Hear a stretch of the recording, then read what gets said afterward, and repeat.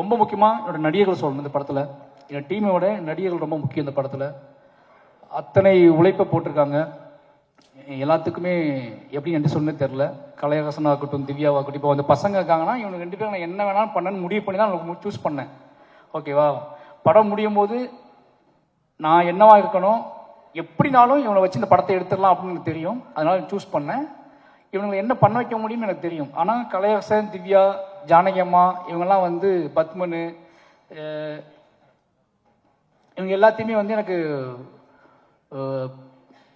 எப்படி ஒத்துக்கிட்டாங்க, ஒரு சினிமா ஆர்வத்தில் ஒத்துக்கிட்டாங்க. அதுக்கப்புறம் ஃபுல்லாக தாங்குவாங்களா தாங்க மாட்டாங்களா ஒரு பயம் இருந்துச்சு. பட் அவங்களுக்கும் ஜெயிக்கணும், ஒரு நல்ல படத்தில் இருக்கணும், நம்ம ஒரு அடையாளமாக மாறணும், சினிமாவில் நம்ம பேர் பதியப்படணும் அப்படிங்கிறது அவங்களுக்குள்ள இந்த தாகம் தான். கலையரசனாகட்டும், திவ்யாவாகட்டும், ஒரு சினிமாவை தாண்டி ஷூட் பண்ணும்போது படம் ரிலீஸ் ஆக வரைக்கும் அது சினிமானே தெரியாது.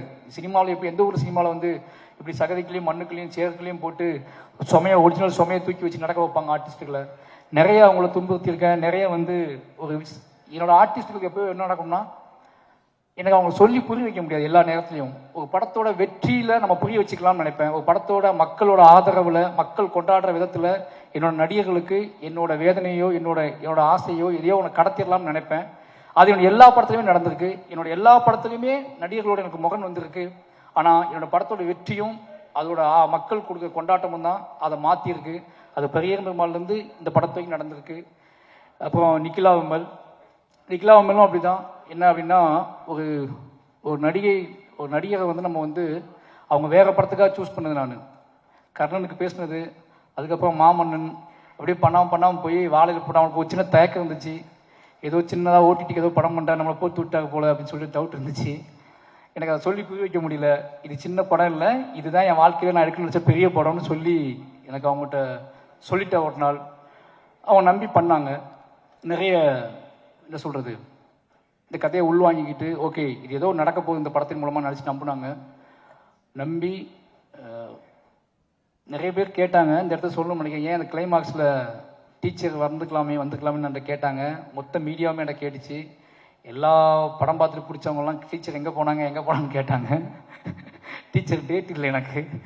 ஓகேவா? ஏன்னா அந்த ஷூட் எடுத்ததே, அந்த கடைசி பாட்டு நான் எடுத்ததே படம் ஷூட்டிங், மொத்த படமும் ஷூட்டிங் முடிச்சு எடிட் பண்ணி லாக் பண்ணி 1.5 வருஷம் கழிச்சு தான் எடுத்தேன்.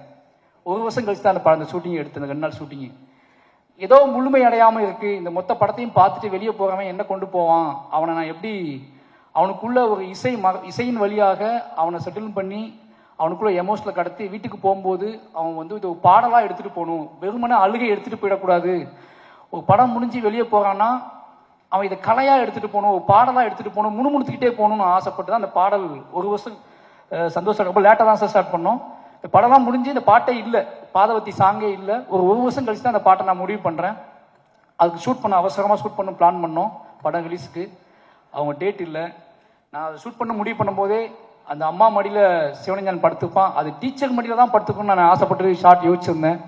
ஒருவேளை அது நடந்திருந்தா இன்னைக்கு நிறைய பேர் கேட்ட கேள்விகளுக்கும் மோசமான சில விஷயங்களுக்கெல்லாம் வந்து பதில் சொல்கிற மாதிரி இருந்திருக்கும். அந்த ஷார்ட் நான் எடுத்திருந்தோம்னா அது மிஸ் பண்ணிட்டேன். என் லைஃப்பில் ரொம்ப நான் வருத்தப்பட்டது வந்து அதுக்கு தான். என்னோட ஆசிரியர் அந்த இடத்துல இல்லாமல் ஏன்னா இருந்தாங்க, நிஜ வாழ்க்கையில் இருந்தாங்க. நிஜ லைஃப்பில் நிஜ கதையில் இன்னும் அத்தனை ஆசிரியர்களுமே அத்தனை பிணங்களும் அத்தனை உடல்களும் அடக்கம் செய்யும் வரைக்கும் என்னோட ஒட்டுமொத்த டீச்சரும் அந்த இறுதி நாள் அந்த வாழை தோப்புக்குள்ளே உட்காந்துருந்தாங்க. அவ்வளோ பேருமே அழுதுகிட்டு. என்னோட அத்தனை ஆசிரியர்களுக்கும் நன்றி சொல்லிக்கிறேன். அது தவிர்க்க முடியாத காரணத்தினால அந்த இடத்துல நான் ஆசிரியர் வைக்க முடியல.